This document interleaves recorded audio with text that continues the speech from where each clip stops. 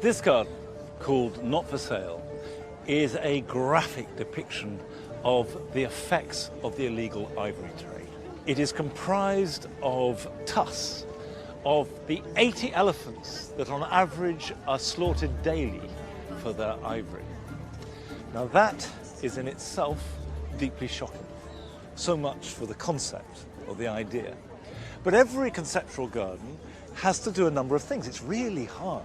You have to have a good idea, a concept that either provokes or outrages or draws you in. You also have to make a show garden. So what we have here is a profound message that I'm sure every visitor feels that somehow they should engage with. But does the garden pull them in? And actually, like so many show gardens, that in the end is going to be a subjective decision. But sometimes it's quite hard to decide. Mark, this is an incredibly dramatic garden. And I think everybody looks at it with a mixture of sort of shock and awe, because I don't think a lot of people realise the extent of the ivory trade, and awe because in a funny way it's very beautiful. But I think it's a legitimate question. To what extent is this a recreation of a landscape, and to what extent is it a garden? And what are your feelings about that? Well, when we were designing the garden, we had in mind the concept which we wanted to get across with about the ivory trade and what was occurring, and to get this scale across. And then inside we wanted to develop the African savannah so that the public could come in and really feel a part of it.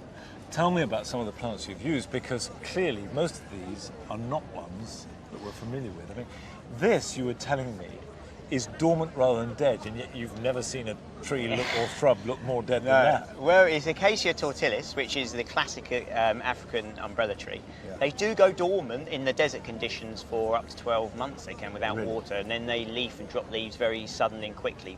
Was that easy to get hold of?